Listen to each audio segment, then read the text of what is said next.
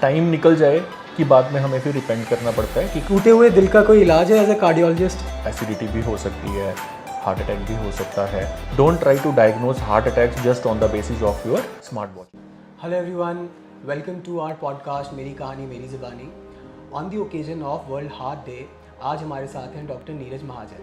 Hello sir, कैसे हैं आप? Hello, hi. ये हैं chief cardiologist at triple M multi specialist hospital.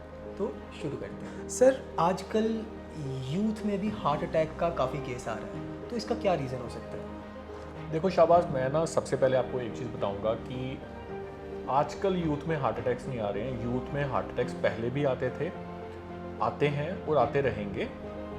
अभी लाइमलाइट में ज़्यादा इसलिए आता है because of social media, right. But to some extent थोड़ा इंसिडेंस डेफिनेटली बढ़ा है यंगर एज ग्रुप्स में हार्ट अटैक्स को लेके। उसका मेन रीज़न है हमारा लाइफस्टाइल। पिज़्ज़ाज़ को हमने अडॉप्ट कर लिया है, और जो पिज़्ज़ाज़ हमने अडॉप्ट करे हैं they are the most unhealthiest versions of the pizzas, right. Indians जो हैं उनका सुबह से लेकर रात तक सारा कुछ मैकडी में होना शुरू हो गया है। दूसरा, अगर हम बात करते हैं स्मोकिंग और अल्कोहल की, अगर आप देखेंगे पहले के मुकाबले में आज स्मोकिंग और अल्कोहल इतना ज़्यादा बढ़ गया है कि मुझे नहीं लगता कि कोई भी सोशल ओकेजन होता है जहाँ पे आपको अल्कोहल नहीं मिलती है। तो ये कुछ लाइफस्टाइल चेंजेस हैं जो डेफिनेटली इंक्रीज किया है incidence of heart attacks in a younger population. Sir, घर पे सडनली चेस्ट पेन होना स्टार्ट हो जाए तो इमीडिएटली क्या मेजर लेना चाहिए?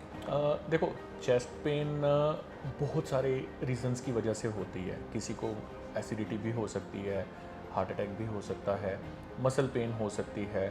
बट अगर चेस्ट पेन हो रही है तो मैं आपको या सभी लिसनर्स को ये बोलूँगा कि एटलीस्ट और कुछ नहीं तो सबसे पहले ईसीजी तो ज़रूर करवा लीजिए आप अपना। टाइम निकल जाए कि बाद में हमें फिर रिपेंड करना पड़ता है कि काश उस समय हमने अगर स्विफ्टली एक्ट किया होता तो सर, कोई ऐसा सिम्टम जिससे हमें पता चल सके कि ये एसिडिटी है या फिर हार्ट का कोई इशू है?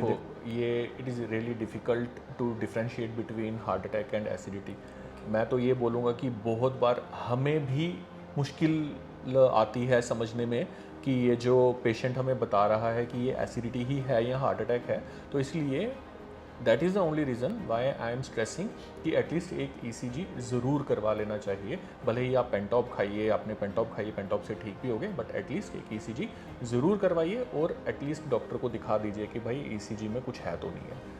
तो सर, ये आजकल स्मार्ट वॉचेस के ऊपर ईसीजी एंड हार्ट रेट्स वगैरह आते हैं, ये कितने रिलायबल है? देखिए, जो स्मार्ट वॉचेस पे जो ईसीजी है या हार्ट बीटिंग है, they are only for rhythm monitoring, right.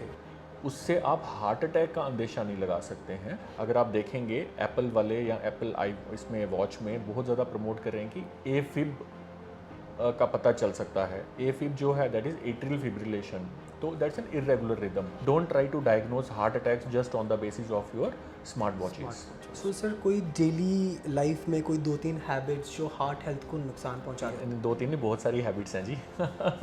तो सबसे पहले हम डाइट पे ही आते हैं। जैसे अभी हम डिस्कस कर रहे थे, डाइट में try to take healthy diet. Fats जितने कम हो सके उतने कम रखिए। Try to take proteins. दूसरा, एक्टिविटी मिनिमम आप ब्रिस्क वॉक तो ज़रूर करिए, एटलीस्ट 30 मिनट्स पर डे, और 5 दिन हफ्ते में ज़रूर करिए आप फिजिकल एक्टिविटी। 2, तीसरा, smoking alcohol smoking, big no to both of these habits.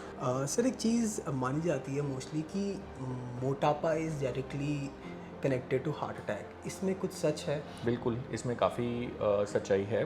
देखिए, मोटापा जो है वो सिर्फ मोटापा नहीं है, इट्स बेसिकली मेटाबॉलिक सिंड्रोम, ठीक है।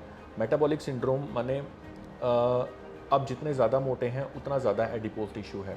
जितना ज़्यादा एडिपोज टिश्यू है, इंसुलिन रेजिस्टेंस उसमें डेवलप होती है। इंसुलिन रेजिस्टेंस आएगी, आपको शुगर होने का खतरा है। आपको शुगर होने का खतरा, आपको बीपी होने का खतरा है।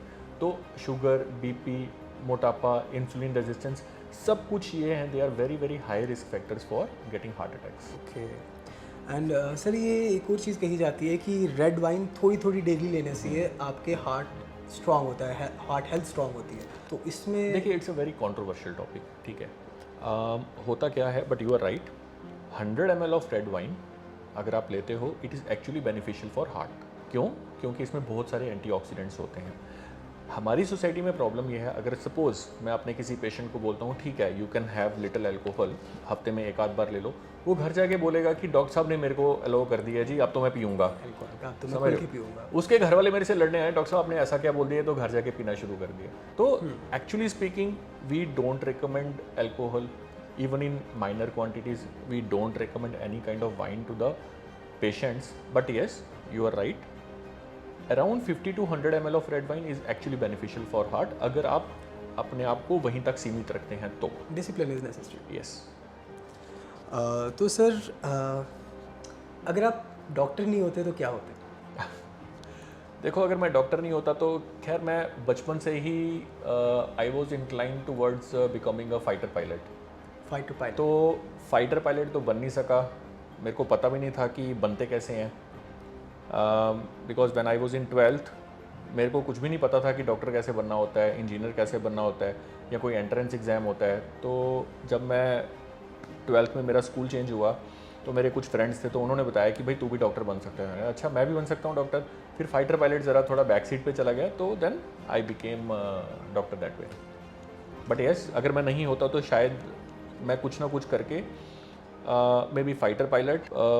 एस्ट्रोनॉमी में मेरा बड़ा ज़्यादा इंटरेस्ट है, तो या मैं फिर कुछ फिज़िक्स में करके या एस्ट्रोफिज़िक्स करता, तो मे बी दोस्त थिंग्स। फिजिक्स वाली साइड पे भी इंटरेस्टेड? ओ यस, मैं आज भी फिज़िक्स के बहुत सारे वीडियोस देखता रहता हूँ। आप अपने स्कूल टाइम पे लाइक वो बोथ वाले में रखा था कि सिर्फ मेडिकल और बोथ? नहीं, मैं सिर्फ मेडिकल वाले में था, but I will tell you one thing, मेरा जो एंट्रेंस एग्ज़ाम था दैट वाज इन अक्टूबर 1997, तो मैंने मैथ्स नहीं रखा हुआ था, तो I studied maths for just 2 months। तो उसके बाद शायद ही कोई सवाल था जो मैंने क्रैक नहीं किया हुआ था, बट समहाउ मेरे घर वालों ने एग्ज़ाम नहीं देने दिया मैथ्स का, बिकॉज अगर मैथ्स का एग्ज़ाम देता तो मैं मेडिकल प्रोफेशन नहीं चूज़ करता, I would have gone into non medical profession. तो सर ये मेरा ना एक पर्सनल सवाल है, टूटे हुए दिल का कोई इलाज है एज अ कार्डियोलॉजिस्ट? देखिए, वो डिपेंड करता है कि आप दिल टूटा क्यों है आपका, उसका कारण क्या है, तो उसी से रेमेडी मिलेगी। ठीक है सर, थैंक यू, हमें बहुत अच्छा लगा आप पॉडकास्ट पे आए, हमने इन्फॉर्मेटिव बातें की।